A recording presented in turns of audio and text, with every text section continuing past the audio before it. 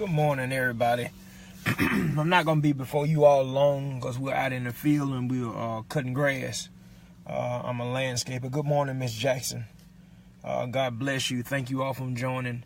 One of my sons asked me a question this morning that kind of really let me know that my kids are paying attention to me a little closer than what I thought they was. So my son, my youngest boy, Rashard, he asked me, he said, Dad, long as I can remember, you have always been working hard as long as I can remember. You've always been working hard.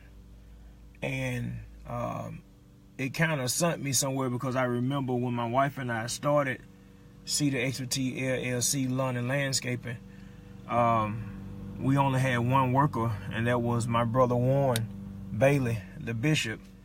And good morning, Ms. Edwards. God bless you. And I was thinking how little they was, and we look at little children and we say, good morning, how you doing? God bless each and every one of you all. And we see how young they are, and we automatically think that they don't pay attention, or they're not going to remember this and they're not going to remember that. But he let me know something this morning that really sparked my attention. He said, Dad, you remember when I was 15, or I was 2 years old? And I was like, yeah. So I told him when he was 2 years old, I said that you're going to be real smart, you're going to be tall, you're going to have a lot of friends, people going to be attached to you. Good morning, everyone, as you all join on. Just a few words of encouragement this morning. It's no big lesson or anything like that. But my son, he remembered something that I told him when he was 2 years old. And it really sparked because I said, wow, he's 14 years old. He's about to turn 15 years old in November. And he remembered something that I told him when he was 2 years old. So a lot of times we look at children and see because they are young that they don't know. They don't understand. They don't hear.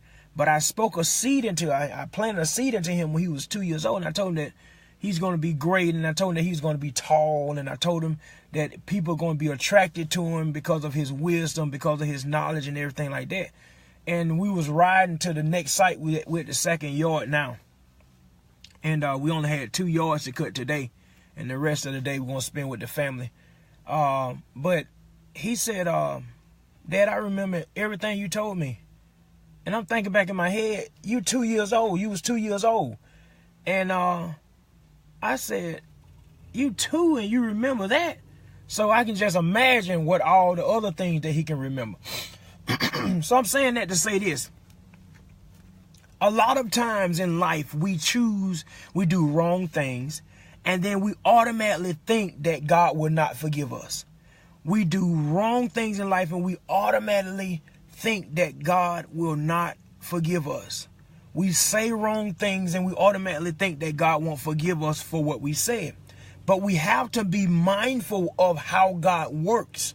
Now, the way that God works is, God will show you a thing, and then he's going to stand back to see if you're going to display that wisdom.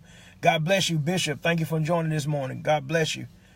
And my son, he just, this morning, we was riding to the sites and everything, and he was just quiet this morning. We prayed. We always pray, when we get in the vehicle, before we crank the vehicle up, we do our house prayer and everything like that. But when we get into this vehicle, everybody have their mouth open. We have to pray, because we don't crank the car up. We don't move the car until a prayer has went forth. And when we got through praying this morning, that's when my son said, Dad, I remember what you told me when I was 2 years old. And I said, what did I tell you at 2 years old? Because I know what I told him. And when he told me, I was like, wow. So we always think that a child, when they're young, they don't know what you're talking about. They don't know who you're around. But we have to be mindful of that. So if you're up this morning and you're discouraged, you're feeling like you can't go on, you're feeling like there's no more hope, You feeling like all hope is gone, all love is lost. You feeling like you're going to know how to pay your bills. You feeling like you're going to just lose. You feeling like you're not going to make it. You feeling like you're just not going to go on. This is what we have to understand. We set our day to end our day. We set our day to end our day. Whatever you say throughout the day, in the beginning, that's what's going to expire at the end of the day. If you wake up and say that, oh yes, I'm not going to be able to pay my bills today. They're going to come get my car today. They're going to come do this. They're going to come do this. They're going to come do this. You're setting your day up for failure. And my son, he just woke me up to so many different things this morning, from him remembering things that we think that they don't remember. He remember a lot of things. And I began to tell him something. I said, son, and I always have a talk with my boys. And I like on Saturday mornings, when my boys are out of school, or in the afternoon when we have a yard or two to do. And I usually save a yard or two to cut with my boys, because I like to just hear how their day went, see how they feeling, and see what went down in school, and man talk, just me and the boys. So this morning, my son just woke me up with that when he said that I remember what you told me when he was 2 years old. So that kind of woke me up a little bit more. So we have to think of these things. Say, hey man, I was in doubt earlier, but I thank God for turning my thought out word to peace. Let me tell you something. A lot of people see the peace that's in me, but I'm going to tell you something. I've been through a lot of things in my life. I've been through things in my life where I wanted to give up and I couldn't give up. I've been through areas in my life where I said, Lord, why me? And every time you ask the Lord, why me? Or you say, Lord, why me? Or why this? God is going to test you, and he's going to see and show you, this is why you. That's why you. So you have to be mindful of those things. We have to be careful when we're going through that storm for us not to increase the load in the storm by us trusting in our own understanding. That's why God said, trust in Proverbs 3:5-6. He said, trust in the Lord with all your heart and lean not to thy own understanding. All thy ways acknowledge him, and he will direct thy path. All right. Now, when you begin to allow God to think for you, you won't have that resourceful thinking. When things happen, you won't be in a frenzy to say, oh, I'm not going to make it. My business is not going to make it. I'm not going to succeed. You see what I'm saying? So I want you all to understand this. When you begin to allow your flesh to begin to think for you, the flesh is the law to sin. The flesh is the law to sin. When you fall in the flesh, you fall in failure. So when you begin to allow that to creep into your heart, to creep into your mind, you begin to destroy yourself before you even know it. So you have to be mindful of everything that you do, every trial, every aspect of your life, every person that comes in your life, every piece of everything. It means something, but you have to learn how to pay attention. You have to learn how to pay attention. We have to learn how to pay attention, because the flesh is weak, but the spirit is willing. The flesh is weak, but the spirit is willing. Now, a lot of people wake up to go to sleep. Hear what I'm saying now? A lot of people wake up to go to sleep. Just because you are up walking around doesn't mean that you woke in the spirit. Just because you up walking around doesn't mean that you woke in the spirit. We have to understand this power that's far greater than us. Greater is he that's within me than he that's in the world. Now, the reason why the devil brings doubt, the reason why the devil tried to kill, steal, and destroy is because he want to kill your mindset. He want to wake you up on Saturday morning. He want to have all these things happening. He want to have people calling you with mess. He want to have you have the news, have bad stuff. He wants your day to be horrible. That's his whole agenda, to have your day horrible. But you cannot allow Satan to have your day that way. You got to wake up and know that God is God. You have to wake up and know that God is greater than your situation. Now, when you begin to allow your struggle to become your identity, that's when your children know, mama, what's wrong? Daddy, what's wrong? When your sisters say, what's wrong? What's going on? Because your struggle is becoming your identity. Now they're able to identify what's going on with you. You got to speak greatness in your day. I don't care how it looks. You have to speak greatness in your day. When I was coming up, my grandfather used to keep me at fishing all the time. And I mean, we would go fishing so much, I used to get tired of going fishing. I'm telling you, I used to get tired of going fishing. I used to get tired of fixing the rods and fixing the pole and finding the bait. And I used to get tired of that. But I did not know that God was preparing me to be a fisherman of men and women, to bring them to him, them to the body of Christ. I did not know that, but at the time, I couldn't stand it. I couldn't stand it at all. My granddad used to say, come on, son, let's go to fishing. I was like, man, how much fishing can you do? I mean, how much fishing can you do in 1 month? And my grandfather would just mold me. He would just warn me. He would just open me when I did something wrong. My dad didn't have to do too much of getting on me, because my grandfather got on me. My grandfather would get on me and say, look, son, you're going to either be a person that's going to walk in the light, or you're going to be a person that walk in darkness. You can't be both. And my grandfather used to always tell me, and every time, my grandfather never gave me nothing for my birthday. When I used to do stuff for my granddad used to always tell me, don't ever do nothing expecting somebody to give you something. He said, sometimes you just have to do it just because it needs to be done. And at the time, you're a little boy, you want to go to the candy lady. You want to go get your candy and everything like that. But we don't realize what God is doing for us and through us. See, God builds us. He builds us, but we don't know how that works. Ever since I was young, uncles and everybody used to keep me kind of close to them. They used to call me Mr. Wisdom. They used to call me this and they used to call me that. And I didn't understand at the time. But now I understand. My grandfather told me the greatest form of ignorance that any man or woman could ever perform is denying something that they don't understand. Denying the Holy Bible and you don't understand it. Denying the Holy Spirit and you're not filled with it.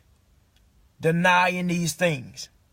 So when my grandfather was molding me into these things, I was looking at grandfather like, why do I have to be the one that always go to fishing? Why do I have to always be the one that's fixing on cars? When me and my brother was younger, all these things, on the farm and getting eggs out of the chicken coop and chasing the sheep and the goats and the horses and all this stuff.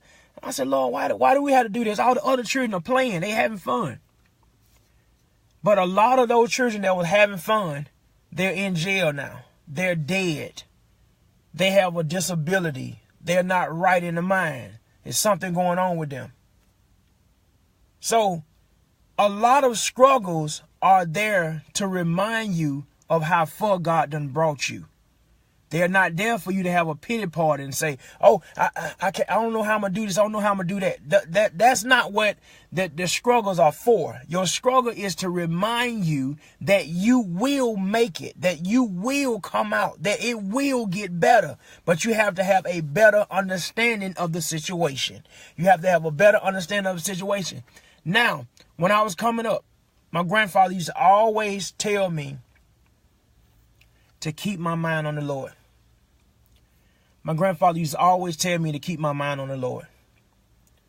When I was young and I first experienced an act of racism, we was down in this store. It was early in the morning. We was heading to this lake to go fishing. It was early in the morning. We stopped in this store and this guy, he had told my grandfather that the store is not open.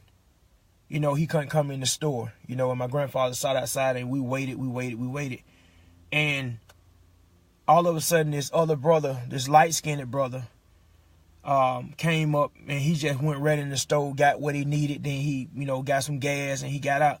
So my grandfather was sitting there and I was like, Granddad, you know, that man just went in there. That man just went in there.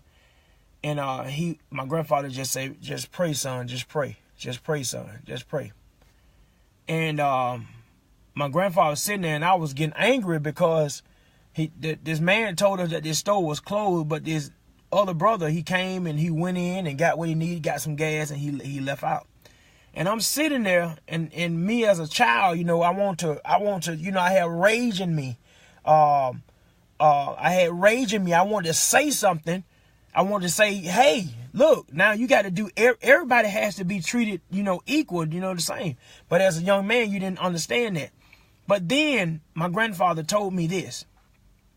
He said, son, you can do more in prayer than you can do with your mouth. You can do more in your prayer than you can do with your mouth. If you just close your eyes and keep your mind on Jesus, and you don't even have to tell Jesus what you're doing. You don't even have to tell Jesus the situation because he already know.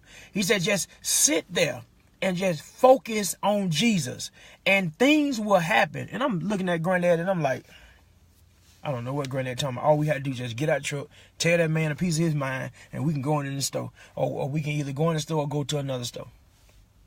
But my granddad was just sitting there, and he was praying to the Lord. He was praying in the spirit, just praying. You know, he didn't have no words coming out of his mouth. He didn't say no words out of his mouth, but he was just praying in the spirit. And then all of a sudden, the owner, the white guy of the store, the owner of the store came out. And he said, "Old man Bailey, what are you doing sitting out here? Well, you need something out of the store? Come on in the store." And that guy that was in there that was acting racist, that told my grandfather that he couldn't come in the store, he got fired. The man fired him, but my grandfather said, "No, don't fire him." He said, "Don't fire him. He said every man needs to work." He said he need a job. He just need to understand that ignorance need to stay in its place. Ignorance need to stay in its place. I learned so much from my grandfather. I learned so much from him. Even though, you know, my grandfather was a real disciplinarian. He didn't take no junk from nobody, but he took his time with me. And he really taught me a lot of different things. And I just want to encourage somebody today. If you up against something that you can't understand, like I said, it's not a long live feed, but I want you all to understand this morning. If you are up against something that you can't understand, if you going through a situation that it looks like it's not going to change, if it feels like you're going to be in this situation forever, if it feels like everything is just going to cloud down on you, if it feels like you're not going to be right, this is what I want you to understand, that God has the last say so in everything that happens. It is no coincidence that you're on this live feed this morning, because you need to be fed. You need to be fed some spiritual food. You need some spiritual food. You need some wisdom that's spoken to you to let you know that you're not fighting by yourself. The battle is not yours. It's the Lord's battle. And my grandfather showed me so many things that I can do with my mouth closed. And it saved me. It saved me. It saved my image. It saved my identity. It saved my purpose. And a lot of times we see things happening and we want to go do things. We want to go do things. I remember this time that when we was going through the struggle and we was going through a glory to God. We was going through a struggle. And I've been through a struggle and I'm not afraid to tell it now. I remember when I had 2 cars. I had both titles pawned. I had payday loans. I had all these things out there. All these things out there. Glory to God. My God from Zion. God, I thank you right now. And I had all this stuff out there. I had title loans. I had payday loans. All this stuff. And paying all this stuff. And I was running. Because I didn't have time to wait. I'm just running, trying to do it my way. Trying to do it my way. Trying to do this, trying to do that. There was something waiting on me. Every day that I come, I'm talking about for a whole month, almost 2 months, I was running from the house. And every time I got back home, there was a letter, a note, a sticky note on my door from FedEx. There was a sticky note on my door from FedEx. Even the day that I went and did the title loans, there was a sticky note when I came back home from FedEx on the door. And I said, what do they want? Do I owe somebody something? Or why do they keep coming down here? Why do they keep coming down here? And I just kept going. And I was sitting there one day. And I said, Lord, I have these title loans. I have these payday loans. I have all these things. I said, Lord, you said you will supply all our needs according to your riches and glory. And God said this, just like I'm telling you, he spoke to me just plain today. He said that I will supply all your needs according to my riches and glory. That's all he said. And I wondered why he said that. And I sat down on the step, and then it dawned in my head. He said that I will, that he will. I was trying to be God. I was trying to make a way out of no way. I was trying to do it. And I was getting in more debt, more trouble, more heartache, more worrying, more things. I was going through these things. When God had the solution all the time. For a month and a half, almost 2 months, I was running. I wouldn't stay at home. I just kept going out doing this and doing that and doing this and doing that. Well, one Saturday morning, I had 2 or 3 yards that I had to cut. I said, no, I'm not going to go cut no yards today. I'm just going to sit here. I'm going to sit here and I'm going to wait on the FedEx.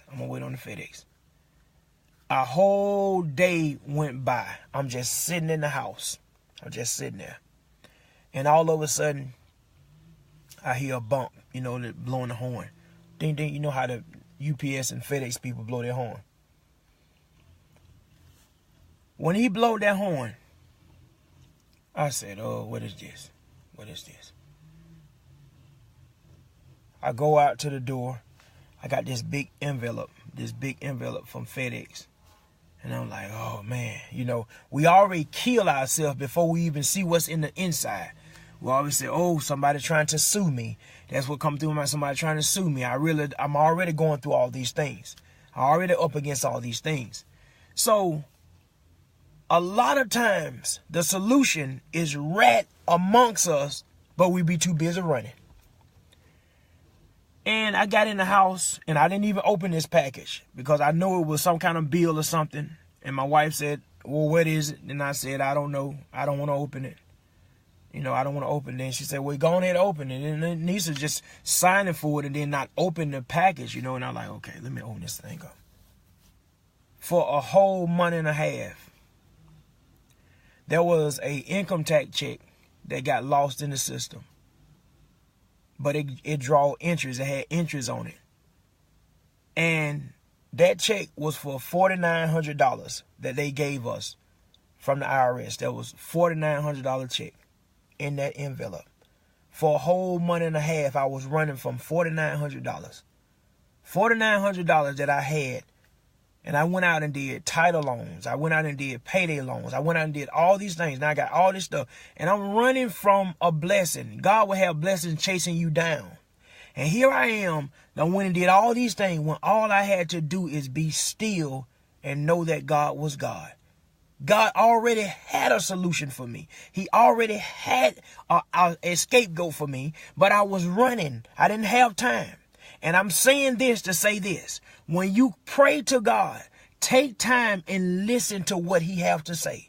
Because when you're sitting there praying, Lord, I thank you for this day. Lord, I just give me a financial overflow. Lord, I just need you. All right. And then you gone. God like, hey, sister, hey, he want to speak to you. But that's what I wanted to tell you all this morning.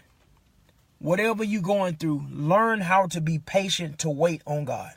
Learn how to be patient to wait on God.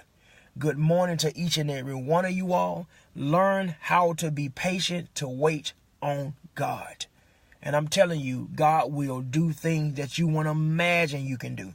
He will carry you places that you want to imagine you can go. I'm telling you, I'm a living witness. He will do these things. He will do these things. I know that he will. I know that he will. I know what God can do. I have testimony behind testimony, evidence. I know what he can do for you. If you start trusting him and don't rush him, trust him. When you begin to trust God, God will make a way out of no way. You hear what I say? He will make a way out of no way. I don't know how much life this phone has because it's just something, a little thing that said that the battery is low. So I just want to say this and I want to get off. A lot of struggles are created from our own thinking. A lot of struggles are created from our own thinking. I remember when my father, we was transferring the insurance of the house because I inherited the land that I grew up on, the farmland. I inherited that land. So when I was transferring everything over and transferring the land and my name and all these different things, well, we came up on a big stronghold. We had a big stronghold. And when we had that big stronghold, it was a storm came in and we live in a flood zone. Now, by we living in a flood zone, you know, the insurance people are kind of skeptical about, you know, insurance and everything like that. So we thought that we didn't need the insurance and everything like that. So insurance wasn't the thing. But anyway, to make a long story short, the water came and it flooded the house. It flooded the house because the water backed up off the ditch and it rains and it got poor drainage and everything in the neighborhood. So all the water came and it flooded the house and it flooded the floors and the roof was leaking and it rained down on the walls and all this. It's just a whole bunch of stuff happened. So my wife and I was in the other room and we was counting our money and trying to figure out how we're going to do this and how we're going to do that. So they had FEMA come down. You know, FEMA was coming in each house and they was seeing what the damage is and they was seeing this damage here and they was seeing this damage there, seeing the damage there. So anyway, they came in and they looked at the house. So they wrote us a check. They wrote a check for like they gave us a check for like $150 where they automatically sent it to your bank account like for $150. So when they did it for $150, and I was like, we can't fix all this stuff with $150 because what we did was when we transferred the insurance over on the house, instead of us paying the insurance, we didn't pay the insurance. We just we said, oh, we're going to get the insurance on the house, you know, this day. We're going to get the insurance on the house that day. So when we did that, it had a gap. You didn't have no insurance on your home. So this disaster came and you didn't have no kind of insurance or nothing. So FEMA was the next thing that we went to. All right. They came down. They had a guy come in, this guy, and he was acting racist. He was a white guy. He came in, he was acting racist, and he looked and he's like, oh, he looked at everything, looked at the floor, looked at how it destroyed the hot water heaters, looked at all the stuff they destroyed. And he went back and did a quote or whatever, and they sent $150 to our bank account. So I'm sitting there and I'm like, wow, okay, now this is crazy. You know, this is real crazy right here. So I said, I'm not going to worry about it. I said, I'm not going to worry about it. So it was just dawning in my spirit. And the Lord just said, call the man back, because he gave me his personal number. And the Lord just told me just plain that he said, call him back and tell him you appreciate him. And I called this man. And I just said, you know, sir, I said, I just want to tell you that I appreciate you. And then the guy said, do what? He said, do what? I said, I just calling you. I said, this is Robert, the guy that you came down and looked at the land and everything in the house, and you approved them for, you sent told them about $150 and they sent to our account. I said, I just wanted to tell you that thank you for taking the time out to come into the house to see the things. It's something about when you be kind to people when they be evil to you. It's something that happens in the spirit realm. When I said that to this man, 7 days after this happened, and the Lord is my witness, 7 days after this happened, they deposit almost $13,000 into the account. Almost $13,000 went into the account. And we was able to fix all those things in the house and some. You can't tell me that God ain't good. Nobody can tell me that he's not good. I'm a living witness that he is. I'm a living witness that when you begin to lose people, it's only because God is getting ready to elevate you. It's only because God separate us to elevate us. Some people that we try to carry up in elevation, they're too heavy. What I mean by too heavy, they got too much evil in them. They got too much foolishness in them.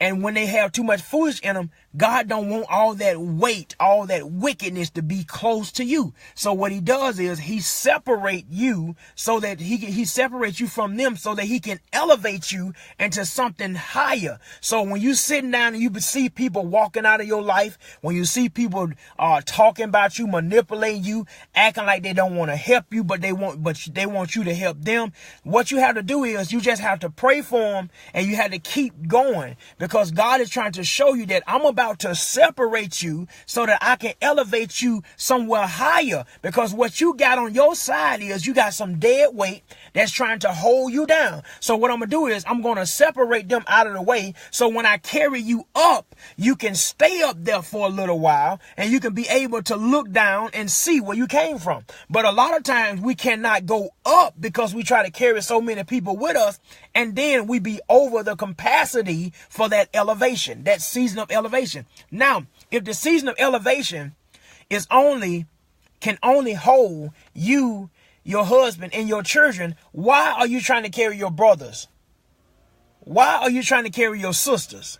Why are you trying to carry your aunties? Why are you trying to carry all these people with you?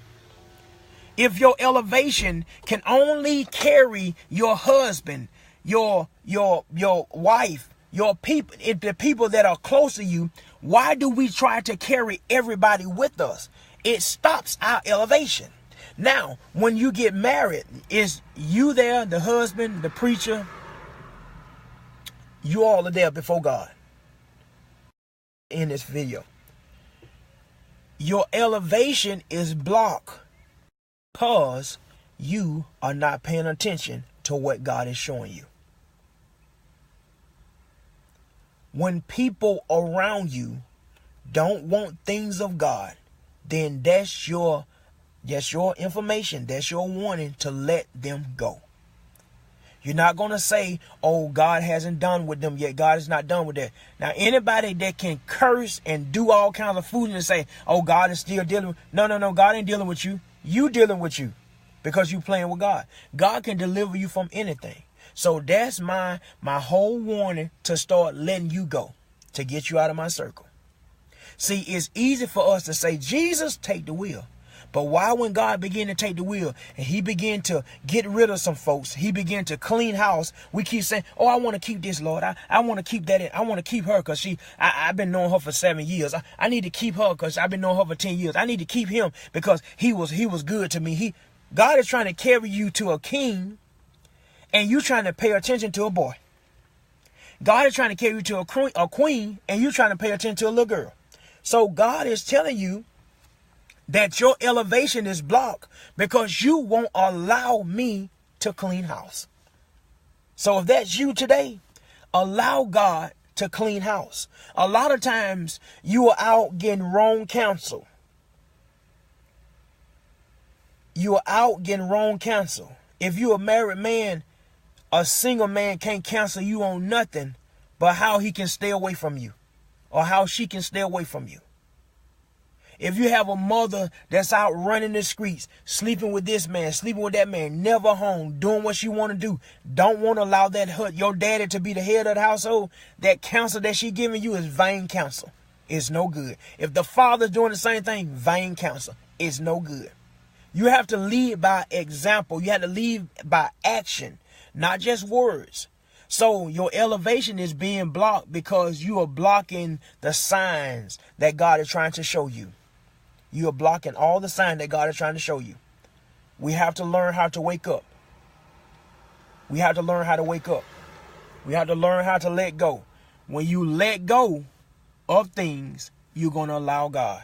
When you let go of that control over your mind, you're going to allow God to do great works. It has been real today. God bless each and every one of you all. Continue to protect your elevation by listening to what God is trying to show you. Continue to allow yourself to grow in God. You'll know when you're growing in the spirit. I'm going to tell you how you know when you grow into the spirit. See, this is the thing that's wrong with the world. See, husbands and wives, they submit themselves to their boyfriends, girlfriends, co-workers, outside people, but they will not submit themselves to their husband.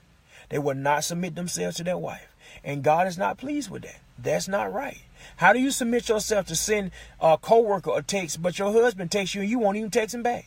How do you submit yourself to send your old girlfriend or friend or co-worker a text and your wife sitting right there and you won't even send her a text? How do we submit ourselves to do other things other than what God is telling us to do in this season? Why?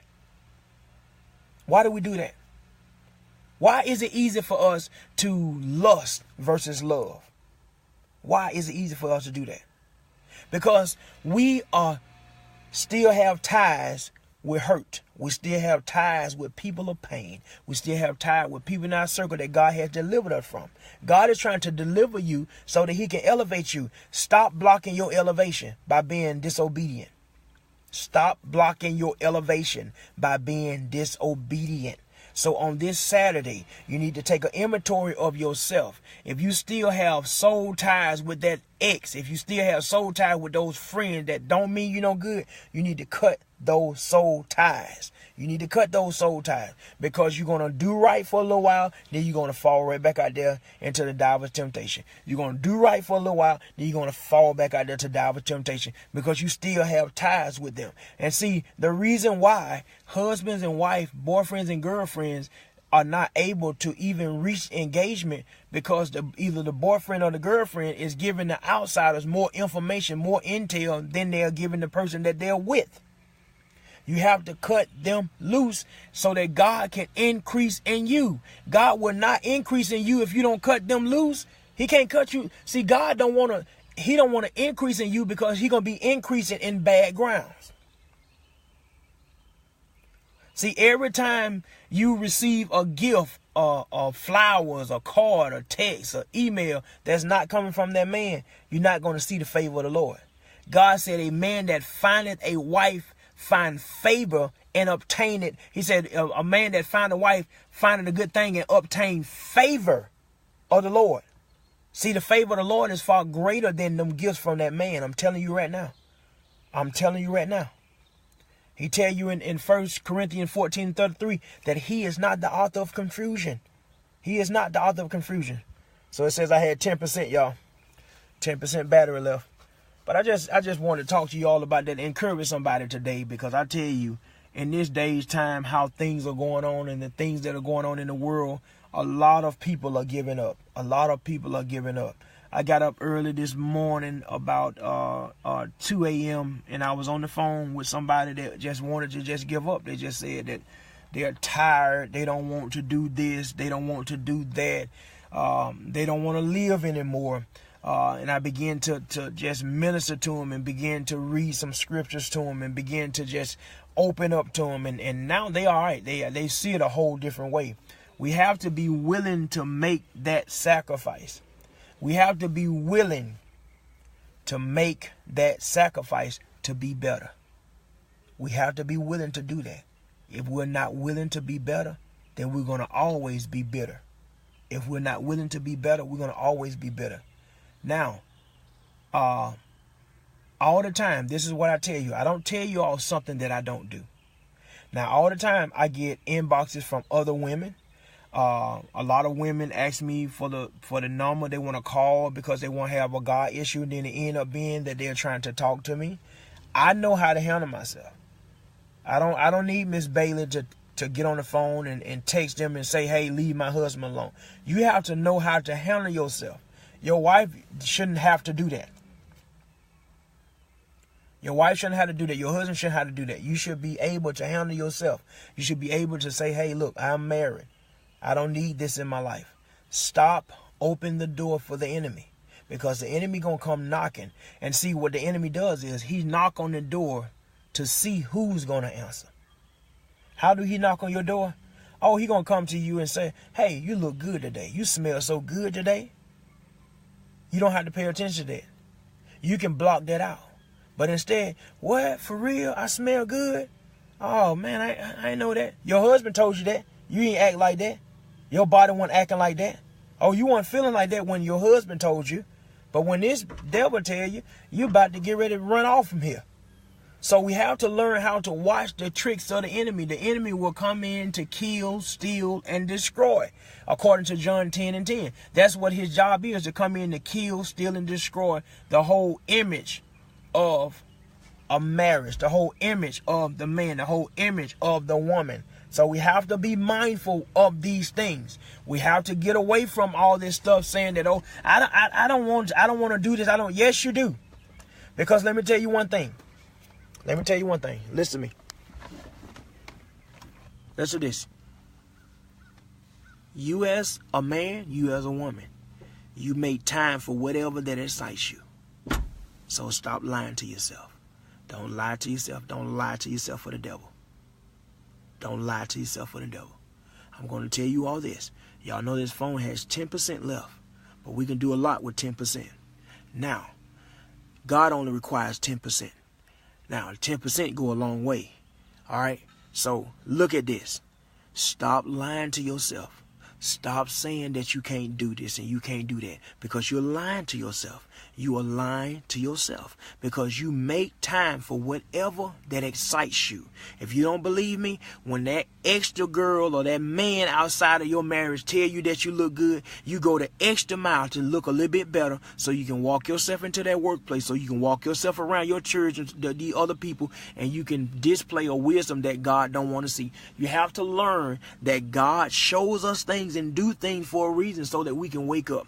We have to learn these things. But when you keep making time for foolishness, foolishness is going to keep overtaking your marriage. Your marriage is never going to be successful because you keep making time for foolishness. Whatever you make time for is going to overtake your marriage. If you make time for arguments, all you're going to have is arguments. If you make time for adultery, all you're going to have is an adulterous marriage. If you make time for foolishness, all you're going to have is a foolish marriage. If you make time for downing and coming against them, that's all you're going to have in your marriage. Is your wife coming against you and you coming against your wife. You have to learn how to stop lying. Stop making them excuses. Excuses sound good to those who make them up.